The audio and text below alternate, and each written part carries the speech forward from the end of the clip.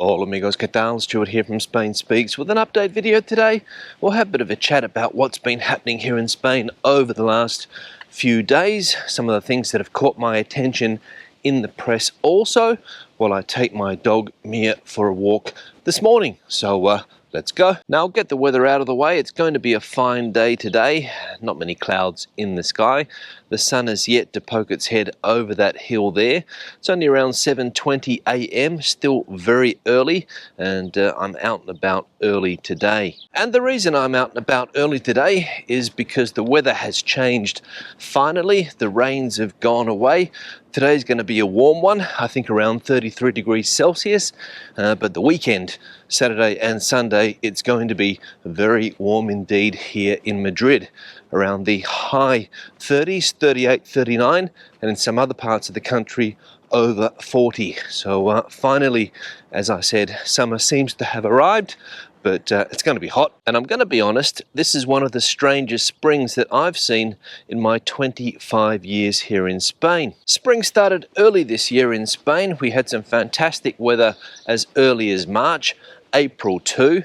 May wasn't a good month, and as I said, the weather's been a little bit dodgy up until a few days ago. So a little bit strange spring this year. So what has been happening over the last week or so in the press here? Well, a few stories have caught my attention. This one in particular, I haven't mentioned it on the channel yet, about a new dialect of English that has popped up in some of the southern parts of the United States, apparently influenced by Spanish. It's not Spanglish, it's a new dialect that's popped up, and very interesting indeed. I'll give you some examples now. So a couple of the examples of this new dialect that they give in this article, for example, get down from the car. Get down from the car, similar to what they say in Spanish, bájate del coche, get down from the car. And of course in English we don't normally say that, we say get out of the car. But in places like Miami and other parts of Florida, in that southern part of the States where there's a big Latino influence, they're saying things like that. Another example here is married with. Of course in Spanish they say casarse con, but in English we don't normally use that preposition with, we say get married to somebody. But apparently in that part of the United States they're saying married with. I'm going to get married with Susie this weekend. So a little bit strange, but I can see what's going on here. Basically what people are doing, I think the Hispanos in that part of the United States are just translating directly from Spanish into English and not worrying about correct English grammar. I think that's what's going on. And I must say that when you speak both English and Spanish, it is easy to make mistakes like this, or at least I consider them to be mistakes. So interesting to see how the sheer amount of Spanish speakers in that part of the US is having an influence on the language. And if you're in Miami or other parts of Florida or southern parts of the States and you've picked up on this, let us know in the comment section below. Now the British tabloids are at it again, slagging Spain off just before the summer tourist season starts. Headlines in some of those papers, for example, one that caught my attention the other day, and it was beach alert, beaches that you should avoid in Spain this summer.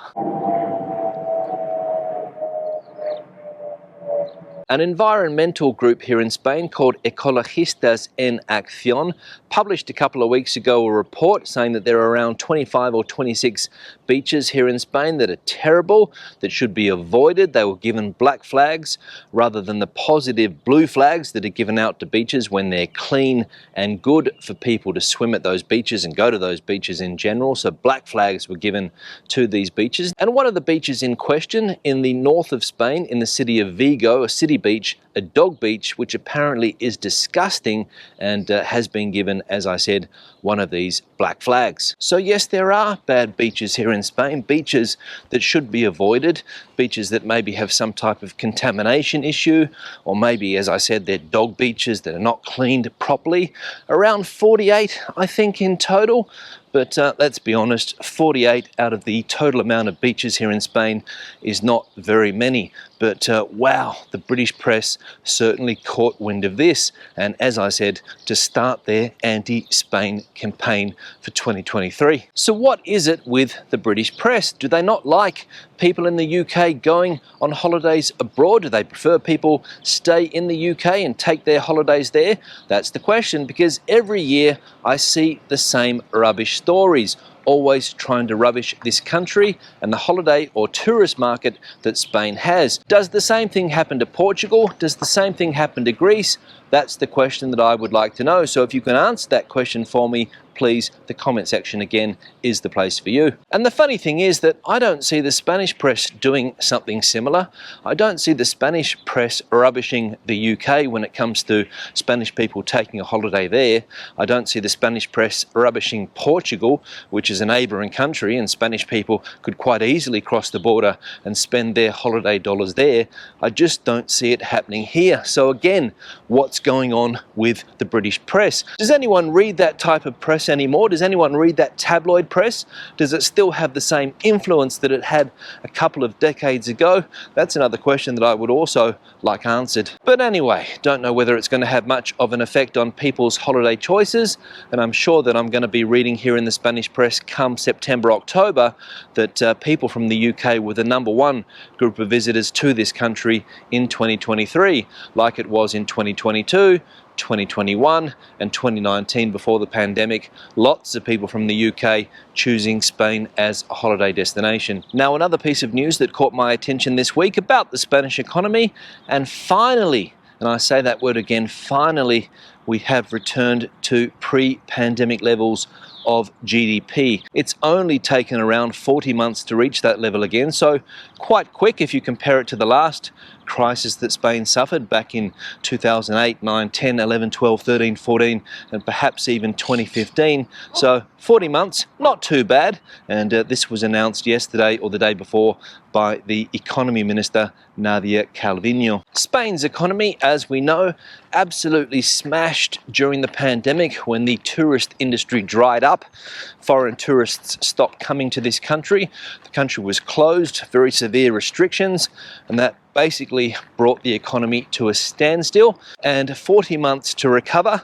And basically it's because the tourism industry is back on its feet again. 2022 was a good year for foreign tourism here, and 2023 is shaping up to be a bumper year. In fact, I think they're predicting that we're going to beat pre-COVID levels of tourism, 2019 levels of tourism this year here in Spain. Time will tell, but from what's been going on so far, it's going to be a bumper year. Another interesting piece of news about the economy and average salaries here in Spain also came to light during the week, and it is that the average salary here in Spain is around 26,000 euros per annum.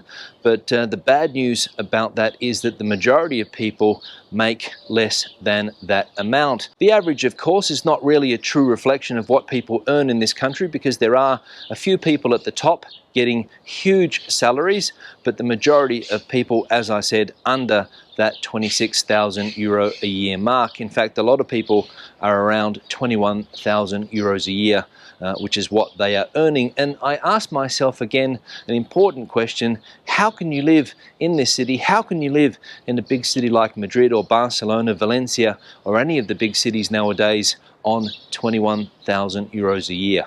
I don't know how they do it. I mean, with the cost of living here now, the cost of renting a house or an apartment, 21,000 euros wouldn't get you very far. But as I said, that's what a lot of people are earning. And when you read other stories about, for example, how we're losing purchasing power here in Spain, it's getting difficult to make ends meet. But anyway, the sun shines most days here in Spain, and alcohol and tobacco are still relatively cheap. So unless that changes. Now, the final thing I want to talk about today related to politics here in Spain. So if you're not interested in Spanish politics, you can turn off now. And it's been a big week as far as politics is concerned, especially when it comes to political parties trying to form coalitions in some of the autonomous communities here in Spain.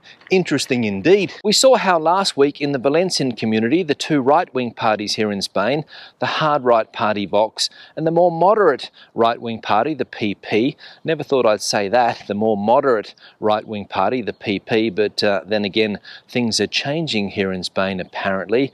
They got together, they sat down, reached an agreement and are forming a coalition government in Valencia. But in some of the other autonomous communities, it is not that easy to do. For example, Extremadura.